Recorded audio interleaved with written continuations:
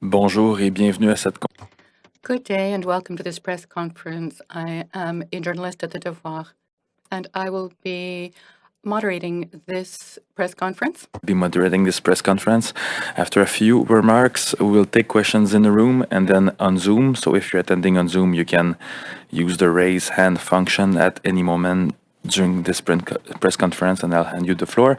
Vous pouvez utiliser la fonction lever la main. You can use the hand raise function and put the question in the official language of your choice.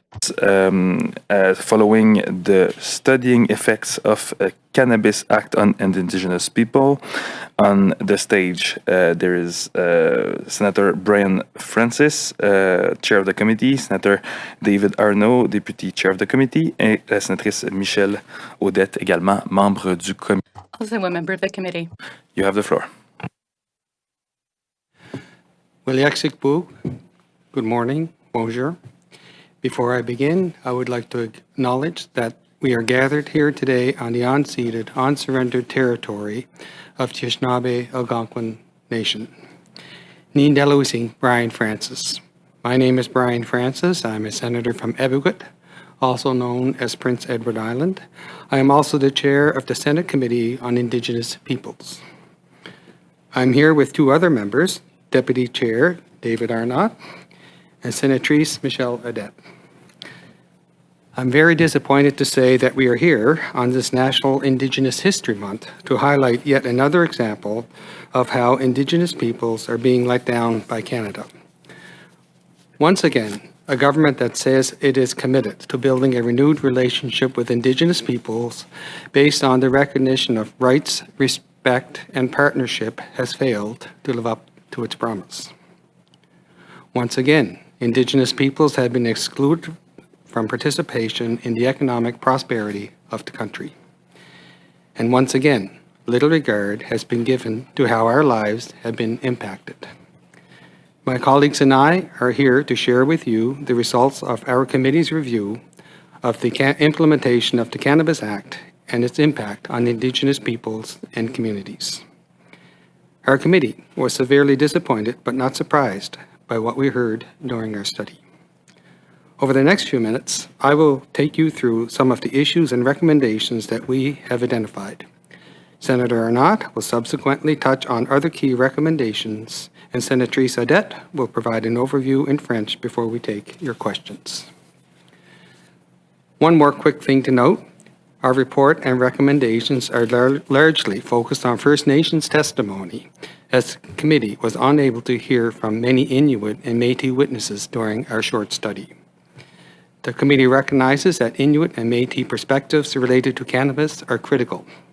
We encourage the expert panel, which Senator Arnott will talk about in more detail, to hear from these groups.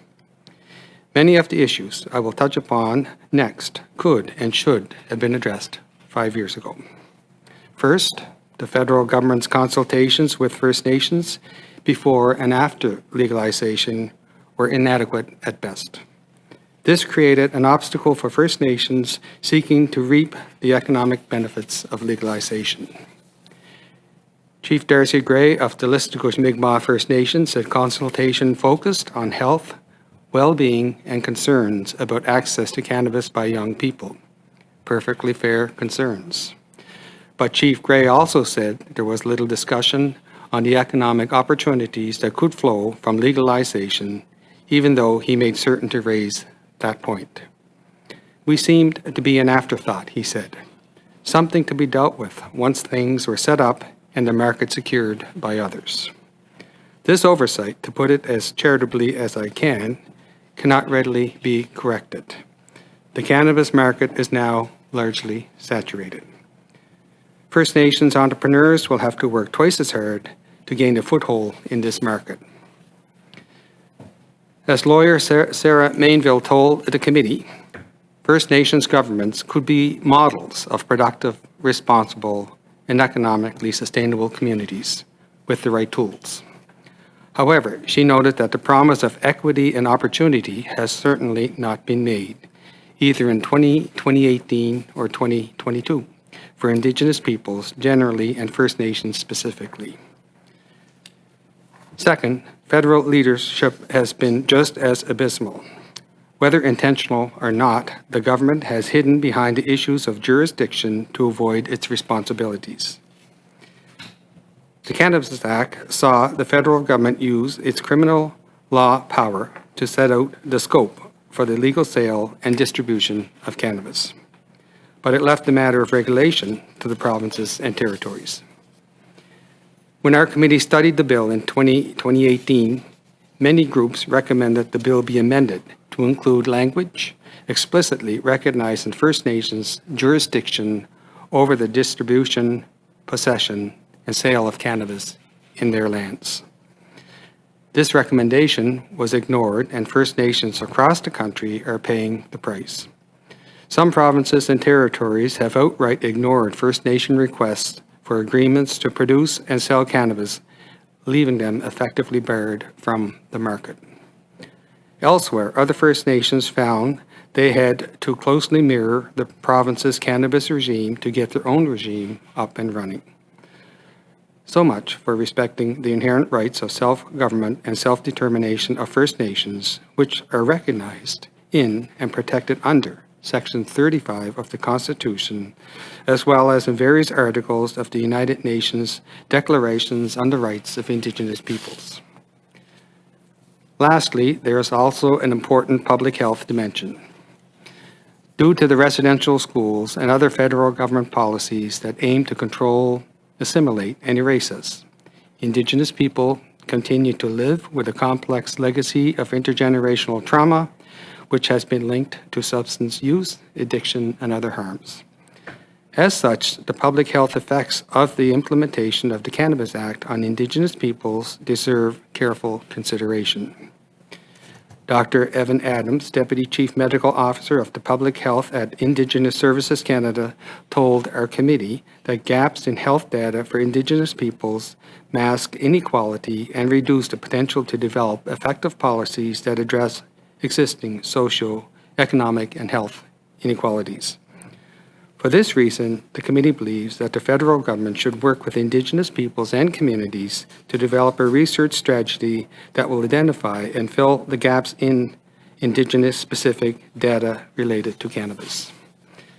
The committee also recommends that the government increase its funding for the development and update of Indigenous-led public health information on cannabis.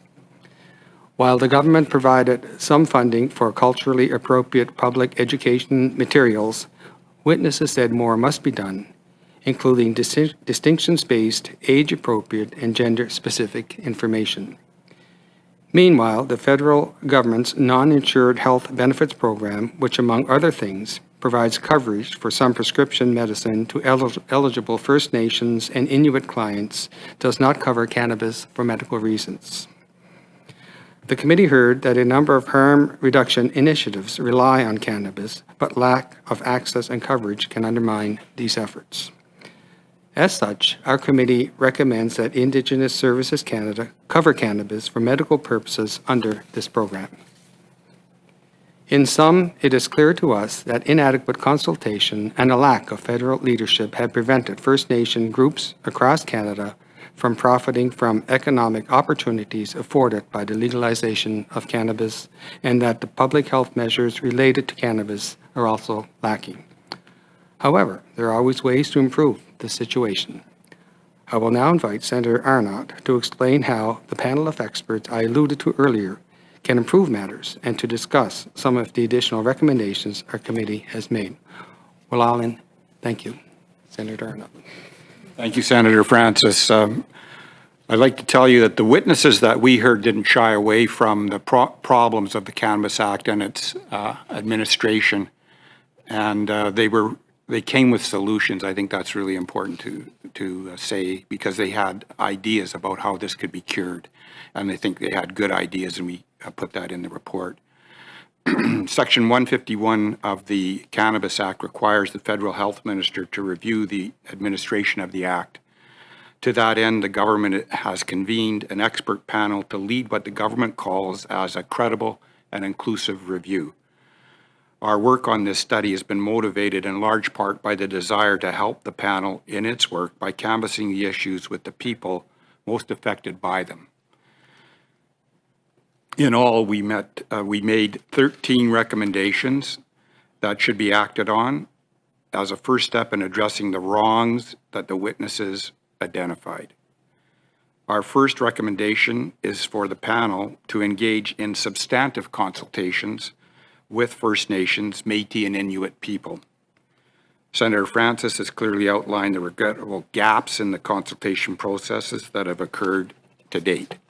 Robust consultation that treats economic concerns on a par with health and addictions concerns would be an important first step.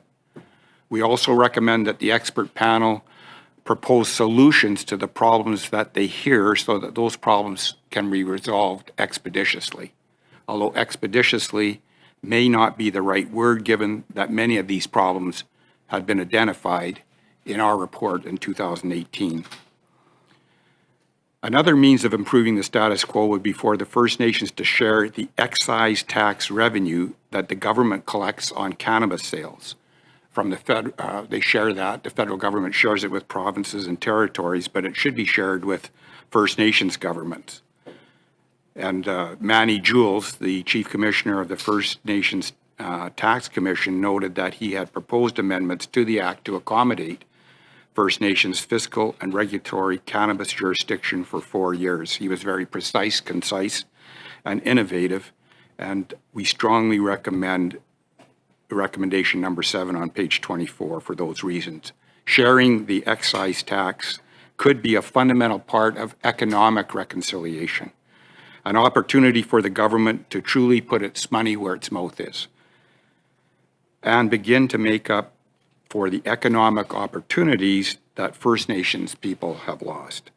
That's why we're recommending that the Finance Canada Department work with the First Nations to identify options for the development of an excise tax sharing framework. The final 2 recommendations I'll touch on would support First Nations sovereignty. We urge the Federal Minister of Health to introduce legislation to amend the Cannabis Act so that First Nations can regulate the possession, sale, and distribution of cannabis on their lands. This would allow First Nations to do what they think best for their communities and resolve some of the jurisdictional tensions between federal, provincial governments and the First Nations governments and leaders. What we need is cooperation and collaboration. But this means little without resources to enforce the First Nations laws and bylaws. Despite the jurisdictional issues, some First Nations have enacted cannabis regimes on reserves, but those same jurisdictional issues make enforcement difficult, if not impossible. Since the Cannabis Act does not specifically provide First Nations with the authority to oversee cannabis activities, police and prosecutors do not have the ability to enforce First Nations laws and regulations. And First Nations police services cannot lawfully enforce First Nations laws they are not authorized to do under the relevant provincial legislation. That's why we recommend the government establish a legislative mechanism for enforcement of ban bylaws and other cannabis-related laws by all police services and to ensure adequate funding for this is available. These recommendations are practical, they're achievable, and they're long overdue. There is still time for the government to improve a situation that has once more left Indigenous people on the outside looking in. Senatrice Odette will now give some remarks before questions. Thank you. Thank you. Thank you, dear colleagues and senators. Thank you. And I recognize that we're on the Anishinaabe territory. Thank you for allowing us to be here. A few minutes with you, please. I will begin with a quote. I joined in the committee's review after it had already begun its study, and it reminded me of how important it is to consult, to exchange, to work closely with the Indigenous peoples. Here the quote begins, Chef Perron, the Council of Kahnawake. it reminds us that the Cannabis Act itself does not take into account the First Nations' right to self-determination and competency, because it doesn't foresee that they may regulate the industry outside of legislative frameworks that are established by the federal government and provinces. And to avoid repeating what my colleagues have already shared about the report overall, and our witnesses and our recommendations, may I remind us all that knowing that there will be bills in the future that will deal with public safety, public health, and mental health, it's very important that the expert panel who will be reviewing the administration and application of the Cannabis Act consider ensuring collaboration with the provinces and territories, all the police forces, especially for the First Nations, and of course I'm referring to all the expertise, areas of expertise of our nations that can be used to work on legislative measures regarding cannabis to help our police officers in our communities. Another important angle on this is that of mental health, public health. Far too often, we look at things through an economic reconciliation lens, and I'm speaking from my own point of view. For many parents, this act, of course, has an effect on the mental health and physical health of the upcoming generations, young persons. So it's important that the independent expert panel also weigh in on the legislative framework from this aspect, and also that it gather points of view in its study and provide for hearing experts from our community, experts in health from our peoples, and be in a position to transmit this information to the Minister of Health about how this act can really reach the aims it set for itself, and to ensure that the recommendations that we put forward are applied. Hearing from people from different milieux with different types of expertise to ensure that all our peoples can contribute from the economic, security, public health points of view, ensuring that we have all the tools and means to ensure that we always be able to protect the most vulnerable. Thank you. Thank you, Senator. Senators, we will now move into a question period. Let us first take the questions from the room and then on Zoom. If you're on Zoom, please use the raise hand function. And I will yield the floor to you after we hear the questions here in the room.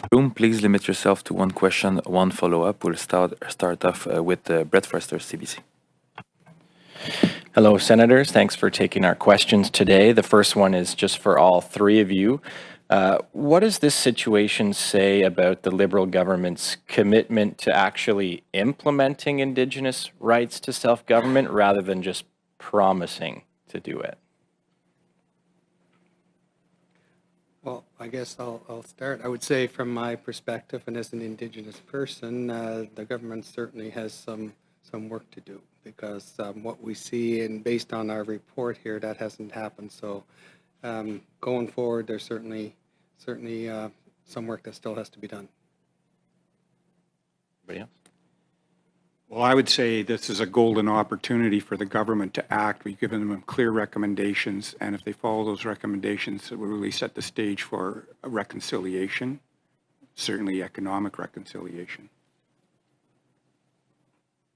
I know we're talking about this report, but your question is very important, that also can bring other concern that I see since I arrived almost a year now here at the Senate, that there's too many times that we miss the opportunity to enhance or to put in practices, I don't know in English, that the goodwill, the words that we heard, but the action or the reality when we see, I don't know if we were able to co-construct this bill with Indigenous people, with the expertise that we have across Canada. I wasn't there, but it's a question that can be asked to the federal government. Where was the voice of people we can see that I'm not sure it wasn't there, because this is why I started with that quote. Thank you. And again, for all three of you, how is this impacting people on the ground in the communities? The lack of enforcement, the jurisdictional gap, the confusion, the economic exclusion. How is this hurting or impacting real people?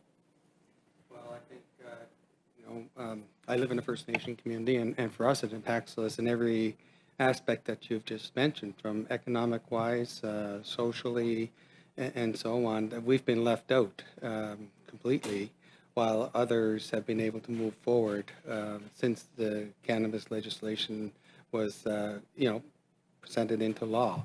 And as usual, we're behind the 8 ball here now, trying to get caught up. The market is saturated, so our First Nations have to work twice as hard now to get a foothold into the market, when we should have been there, as equal partners right from the start. I'd like to add also, merci, Sénateur Francis. Thank you, Senator Francis.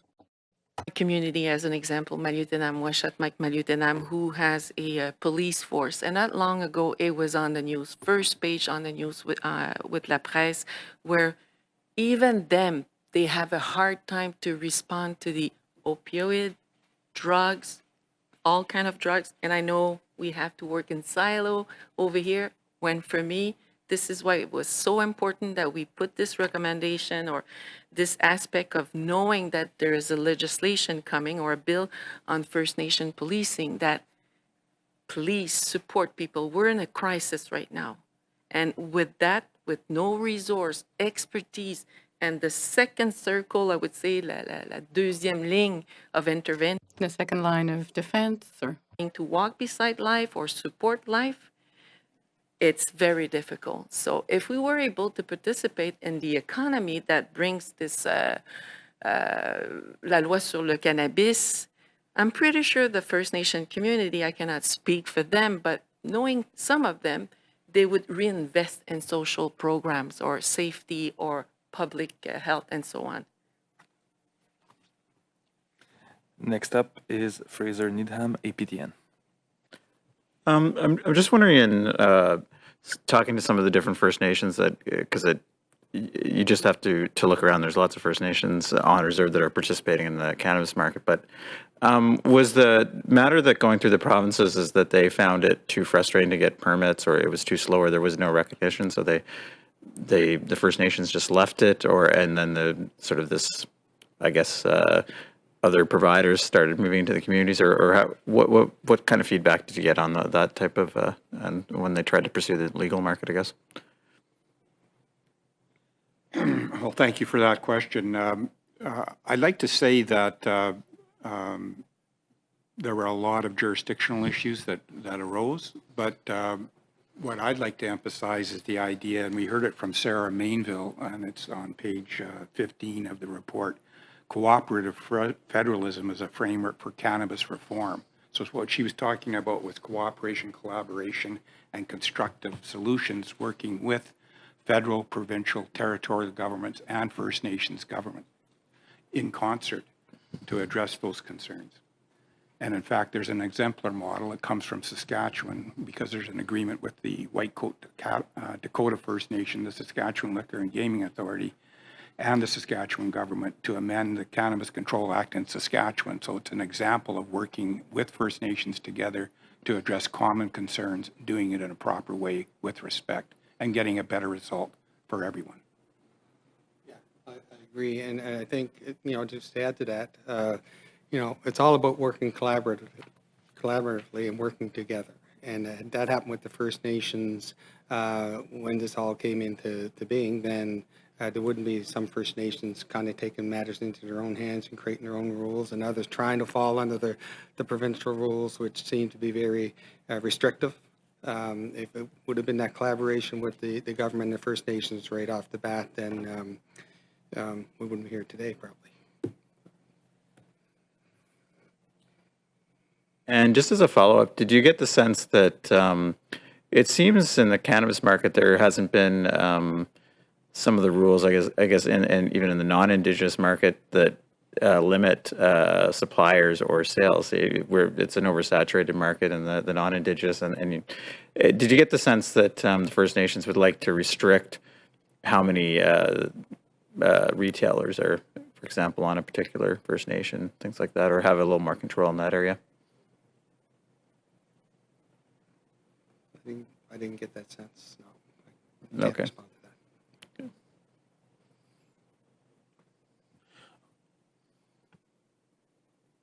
Next question. We have a question, Kirsten? I was just wondering, is there an estimation on the amount of revenue that First Nations communities make on the sale of cannabis, or is that kind of outside of the scope of your study? I don't recall that. I'm thinking it's probably outside the scope for study, but I don't. Mhm. It's outside the scope. Yeah, we didn't discuss that. Okay, thank you. You know, I'm from a world where everything is out of scope lately. Or I'm not from a world. I'm learning that everything I bring seems to be out of scope. So your question is good. And it's something you can ask also to the federal government, because not because we didn't ask the question that you don't deserve an answer. Thank you. Do you have a follow-up? Or that's it? All right, we'll go on Zoom then. I see Tara Deschamps, the Canadian Press. Go ahead.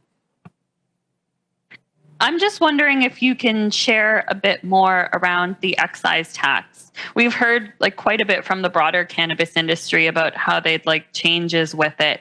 But I'm wondering specifically within the Indigenous community, what sorts of changes you think to the excise tax would be helpful?